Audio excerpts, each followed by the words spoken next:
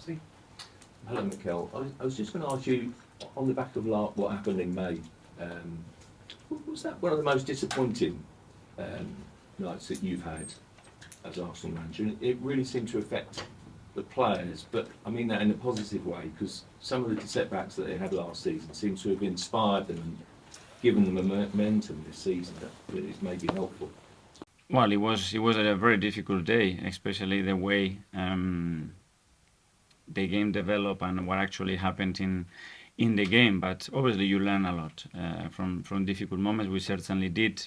Whether it is directly attached to a change of behavior, the team performing better, I think there are many factors to that.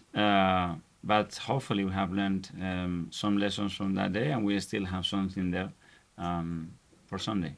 Do the players deserve a lot of credit for the lessons that they took on board, you know, from setbacks like that, from defeats like that, because they feel like they're a really determined, resolute group this season? I think the players and the staff and everybody at the club deserves a lot of credit for the way they have behaved in difficult moments. And in good moments, everybody wants to be on board. In difficult moments, you see people looking at each other and blaming each other, and it's not been the case. And then credit as well for what they are doing right now, because for the youngest team in this league to be doing what they are doing right now, you have to be doing something special, and that's credit to them.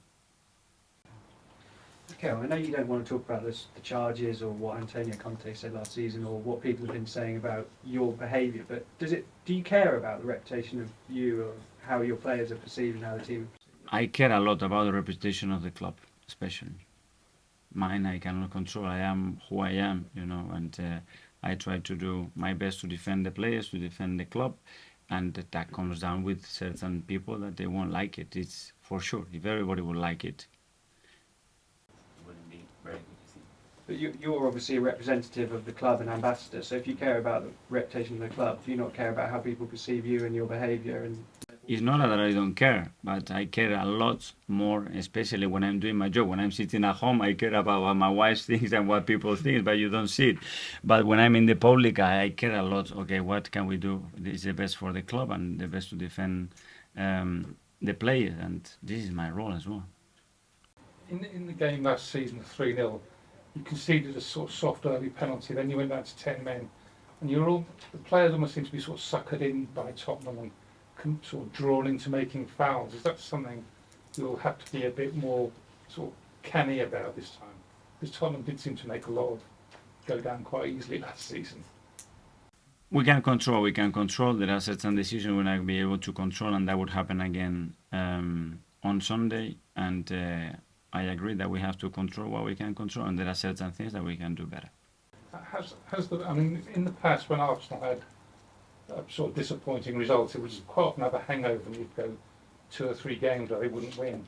Has that been the biggest difference this season? When I know you haven't had many disappointing results, but when you have, you sort of bounce straight. Yeah, that's what big teams do. That the next one it's over, you know, and you can draw or lose, and it can be in very different circumstances. You haven't played well, the opponent was better than you. You get wrong decisions. You didn't finalize the action the way you should. Someone make an error, but the next game it has to be over. That's what happened last season, Newcastle, wasn't it? And hopefully we have learned, and we will try to do that. But in this league, there is no guarantee because the next game is going to be competitive, and the next one too. So you have to earn it. Mikel, have you changed what you've said, what you say before the big games? Because looking at the way Rob acted that game, he looked like he was almost too pumped up. Have you changed what you've said to them? Again, I think we prepare every game differently, and certainly I don't direct it to the individuals in a certain way, but the collective messages are always different in relation to what is important to win the game. And going back to the sort of the general thing Dan was talking about, this not necessarily a charge, but do you think perhaps to be a good team you need to have that, and that was what you felt, that maybe they were a bit too nice on the pitch before, and you do sometimes they do need to kind of argue back a little bit? No, obviously we have to defend ourselves, and we need to leave the game with the passion that the game deserves, that this club deserves, and we need to be competitive, that's for sure, within the law and respecting all the time the opponent and the referees. Mikel, I know that you're obviously a team that likes to get on with the game and play football. Looking at a few of the recent games, the ball's not been in play for quite a lot of them, right? If we look at Newcastle, I think it was in play for maybe 50 minutes, maybe just under, something like that. Now, I'm not asking you to comment specifically on what's happened to Arsenal, but do you think there's a bit of an issue in the league in general in terms of letting the game flow and games getting too easily broken up? And what could be done about it if there is one?